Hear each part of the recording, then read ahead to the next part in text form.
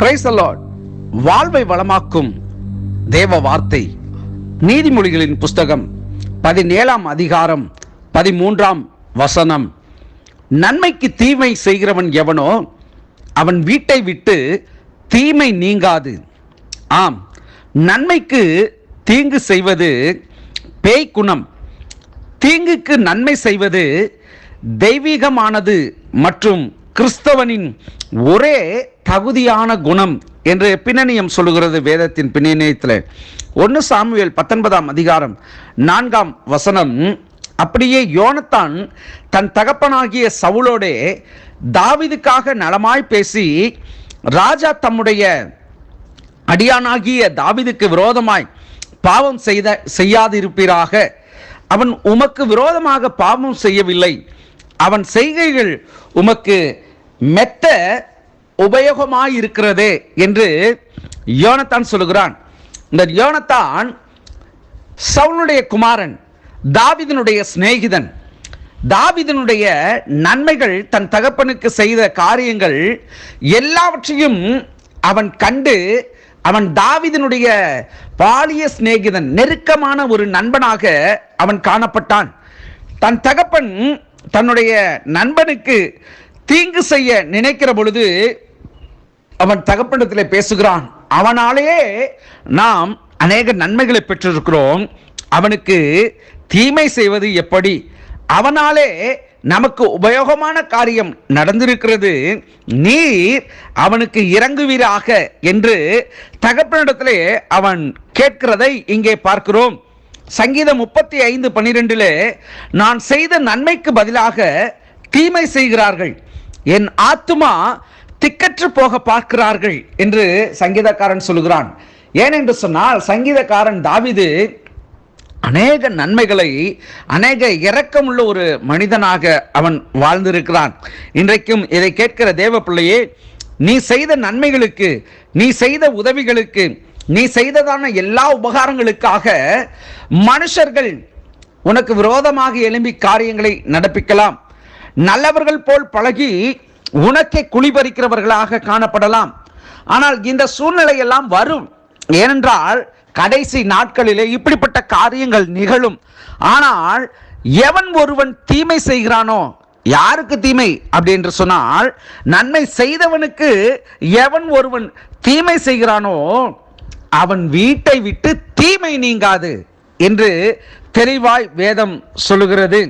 இங்கே பார்க்கிறோம், நாம் சொன்னோம் அல்லவா, தீங்குக்கு நன்மை செய்வது தெய்வீகமானது மற்றும் கிறிஸ்தவனின் ஒரே தகுதியான குணம் என்று. அதனால்தான் ஞானமுள்ளவர்கள் இதில் எதை பழகிக் கொள்வார்கள் என்று நமக்கு தெரியும். நிச்சயமாக இன்றைக்கு நான் கடந்த வாரத்திலே கூட ஞாயிறு ஆராதனையிலே ஒரு வார்த்தையை பேசினேன். கடன் வாங்காதிருங்கள், கடன் கொடுத்தால் அது உங்களிடத்தில் வராது என்று சொன்னால் நீங்கள் அதை செய்ய வேண்டாம் என்று நான் சொல்லியிருந்தேன். நானும் சில இடங்களிலே கடன்களை கொடுத்து அதை பெற்றுக்கொள்ளாமல் இந்நாள் மட்டும் கடந்து போய் கொண்டுதான் இருக்கிறேன். நமக்கும் தேவைகள் ஏராளம் உண்டு. ஆனாலும் நம்மிடத்தில் வாங்கினவர்கள் சிலர் இப்படி எண்ணம் கொண்டு ஏமாற்றியே ஆக வேண்டும், இவர்களுக்கு என்ன குறைவு என்று சொல்லியெல்லாம் நினைத்து நம்முடைய கடன்களை திருப்பி செலுத்தாதவர்கள் இருக்கிறார்கள். ஒன்றை சொல்லுகிறேன், வேதம் சொல்லுகிறது, நாம் சாபமிடவில்லை. வேதத்தின் அடிப்படையிலே பார்க்கிற பொழுது, நன்மைக்கு எவன் ஒருவன் தீமை செய்கிறானோ அவனுக்கு மாத்திரமல்லையா, அவன் வீட்டில் உள்ள யாவருக்கும் அந்த தீமைகளே நடக்கும் என்று சொல்லி சிலர் இப்படிப்பட்ட காரியங்களை தன்னுடைய குடும்பத்தில் உள்ளவர்கள் செய்கிறார்கள் என்று சொன்னாலும் அதை என்கரேஜ் பண்ணுவாங்க. விட்டு பார்த்துக்கலாம், இல்லாதவர்களா என்றெல்லாம் சொல்லி என்கரேஜ் பண்றவங்களையும் பார்த்துருக்கிறேன். சிலர் அப்படிப்பட்ட காரியங்களை செய்து ஆக வேண்டும், கொடுத்து ஆக வேண்டும் என்று சொல்லி அதற்கான முயற்சிகளை செய்கிறவர்களையும் பார்த்திருக்கிறேன். இந்த நாளிலே தேவ பிள்ளையே, நன்மைக்கு எவன் ஒருவன் தீமை செய்கிறானோ உன்னுடைய வீட்டை விட்டு தீமை நீங்கவே நீங்காதான். நாம் நம்முடைய குணம், தீமை செய்தவர்களுக்கும் நன்மை செய்துதான் ஆக வேண்டும். ஆனால் ஒன்றை விளங்கிக் கொள்ளுங்கள், அப்படி நம்மிடத்தில் ஏமாற்றுகிறவர்களுடைய வாழ்விலே அவருடைய சந்ததிகளாக இந்த தீமையானது அவருடைய வீட்டை விட்டு நீங்காது என்று சொல்லப்பட்டிருக்கிறது.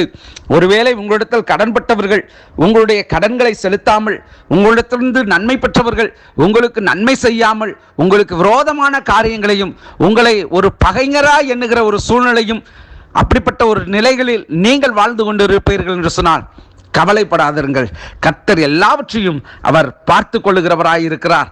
நிச்சயமாக உங்களுடைய நீதி வெளிச்சத்தை போலவும் பட்ட பகலிலே காணப்படுகிற சூரிய பிரகாசம் போலவும் காணப்படும். கலங்காதிருங்கள். செபிப்போம். நல்ல தகப்பனே, இந்த நாளிலே இந்த வார்த்தையை கேட்கிற தேவ பிள்ளைகள் ஒவ்வொருவரையும் நீர் ஆசீர்வதித்து உம்முடைய நன்மைகளினாலே உம்முடைய பிள்ளைகளை நீர் திருப்தியாக்குவீராக. எங்களிடத்தில் பெற்றுக்கொண்டவர்கள், எங்கள் பிள்ளைகளிடத்தில் பெற்றுக்கொண்டவர்கள் எங்களை ஏமாற்ற வேண்டும் என்று நினைக்கிறவர்களுடைய வாழ்விலே உம்முடைய கரத்தை நீர் நீட்டுவீராக. ஒருவேளை அவருடைய இயலாமை இல்லாமை என்கிற சூழ்நிலை இருக்குமே ஆண்டவரே, அவர்களுக்கு நீர் அவைகளை செலுத்தத்தக்கதான ஒரு திராணியை கொடுக்கும்படியா நான் செபிக்கிறேன். இந்த நாளை ஆசீர்வதியும். உம்முடைய பாதுகாப்பு எங்களோடு இருக்கட்டும். சரீர பலவீனங்களை நீக்கி போடும். ஆண்டவரே, உம்முடைய நன்மைகளினாலே எங்களை திருப்தியாக்கும், வழிநடத்தும். போக்கிலும் வரத்திலும் உம்முடைய சமூகம், பிரசன்னம், பாதுகாப்பு இருக்கட்டும். இயேசுவின் நாமத்தில் பிதாவே, ஆமென், ஆமென். God bless you.